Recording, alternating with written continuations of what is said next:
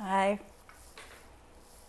Sandy Shellis with Environmental Coffee House.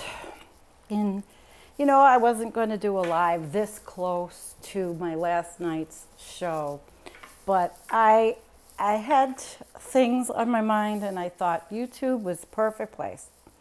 So I went out today without the neck brace, and I went to this lovely little event in the town we live in called Heritage Days. And I took some pictures and I walked around all the booths and, I looked at the normalcy of what was going on. And it was like being in a Norman Rockwell picture, but yet knowing that this is all just so fleeting. And these people are so, not all of them, but so clueless. I went into the little store that I have a room in, and I was speaking to a gal who has a son who is in Germany, and he is an environmental physicist, or he's getting his PhD. He has been flying around the world. He's been flying around the world doing models, computer modeling, testing atmospheric gases and all these things. He came home for 2 weeks, and she said to me, she asked him, what do you see? What's going on? And quite frankly, he told her, it is not good. It is not good. And this was in my idyllic little town. It is not good. Environmental physicist. They live in Germany. He doesn't have a grant with the United States. I don't think he's in Germany. And he has a German wife. And when my friend said, she asked her son, are you going to have children? And he said, well, actually deferred to the wife, who said, never in the United States. Never would I bring a child into the United States. Ever. And my girlfriend, she was upset though that she didn't get in touch with me when her son was here, because she had wanted me to meet him. And I thought, yeah, it would have been a really good thing to meet him and be able to talk to him about what's going on, especially with what he's doing, but it didn't work. But when she said that, I was talking to her and another woman, and the glimmer of understanding passed through both of them, both of them. But my friend whose son is doing that really told his mom the truth. And there's no getting around this truth. There really is no getting around this truth. And at the expense of being called a depressed collapsitarian or a doomer or an alarmist or whatever, there is so much now connecting the dots. What's not to connect? So I found this in Medium by Nafeez Ahmed, and I'm going to go over this really quickly. Global heat wave is a symptom of early stage cycle of civilizational collapse. And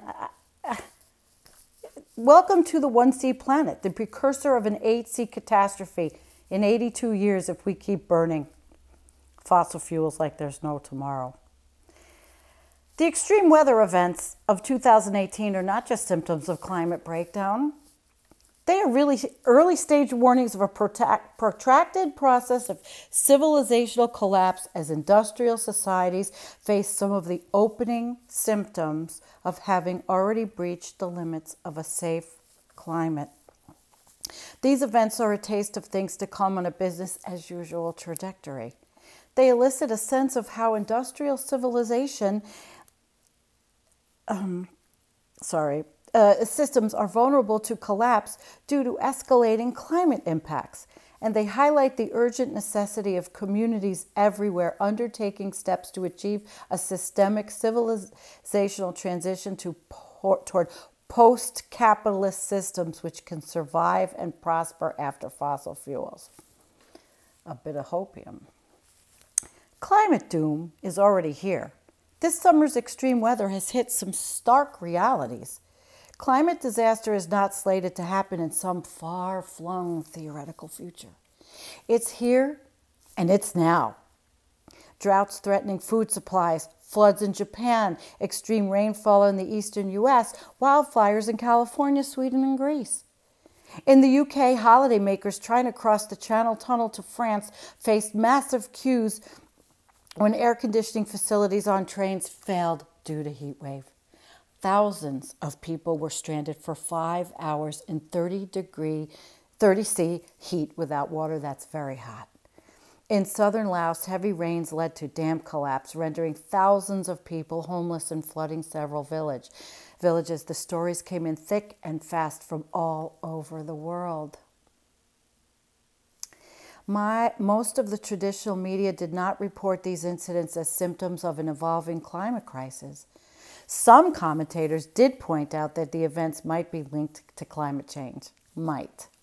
Not all acknowledge that these extreme weather events might be related to the fact that since 2015, we have essentially inhabited a planet that is already around 1°C warmer than the pre-industrial average, and that therefore we are already, based on the best available science, inhabiting a dangerous climate.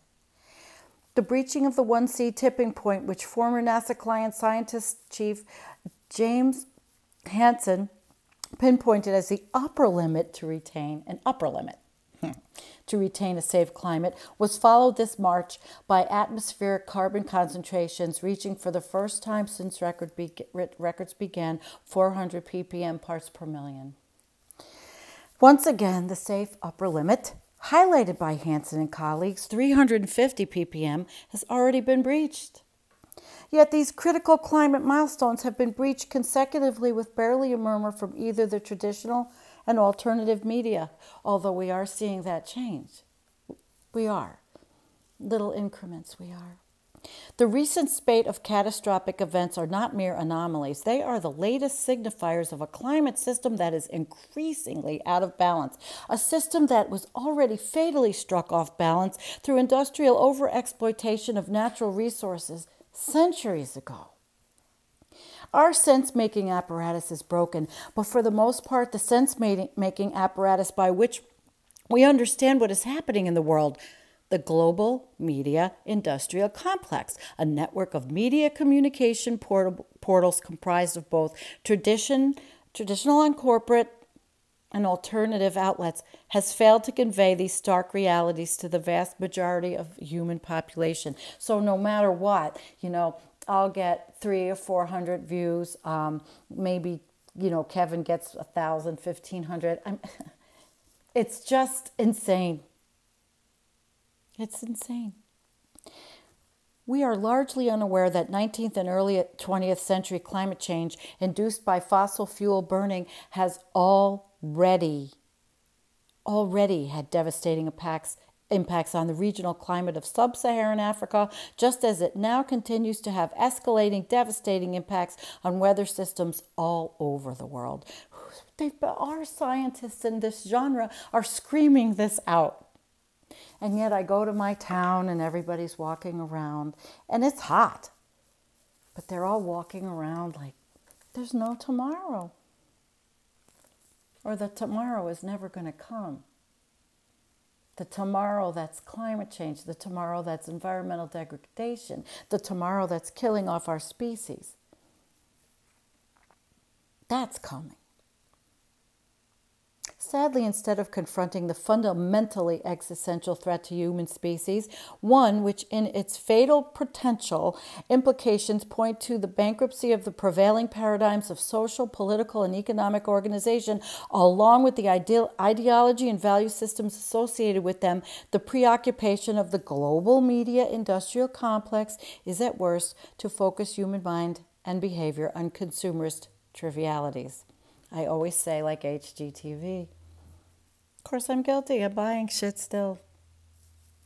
At best, its focus is to pull into useless, polarizing, left-right dichotomies and forms of impotent outrage that tend to distract us from taking transformative steps and to systemic action internally, within and through our own selves and behaviors, psychologies, beliefs, values, consciousness, and spirit, and externally in our relationships, as well as our structural, institutional, and socio-cultural contexts.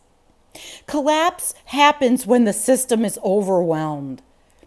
These are the ingredients for the beginning of civilizational collapse processes. In each of these cases, we see how extreme weather events induced by climate change creates unanticipated conditions for which international, national, and local institutions are woefully unprepared. In order to respond, massive new expenditures are involved, including emergency mobilizations as well as new spending to try to build more robust adaptations that might be better prepared next time.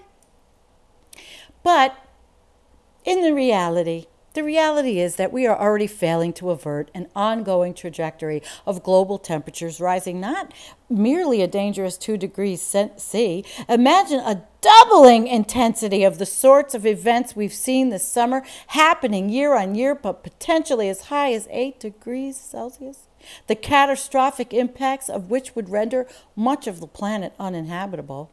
We, in this genre, have been saying this and screaming this from the rooftops. Yet downtown they had a car show.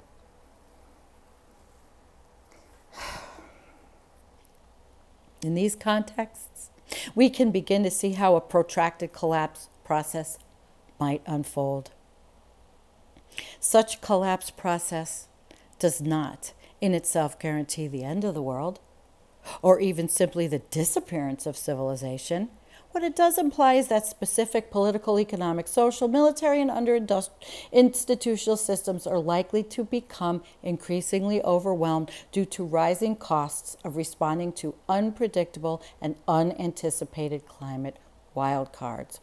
In the United States, there is a genre of people, the MMT, modern money theory people, that say that Congress can appropriate anything they want and that taxes don't fund spending and that we can fund what we need to clean up.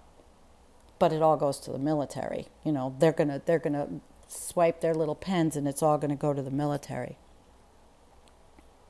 It should be noted that as those costs are rising, we are simultaneously facing diminishing economic returns from our constant overexploitation of planetary resources in terms of fossil fuels and other natural resources. In other words, in coming decades, business as usual implies a future of tepid, if not declining, economic growth amidst escalating costs of fossil fuel consumption, compounded by exponentially accelerating costs of intensifying climate impacts as they begin to erode and then pummel and then destroy the habitable infrastructure as civilization as we know it.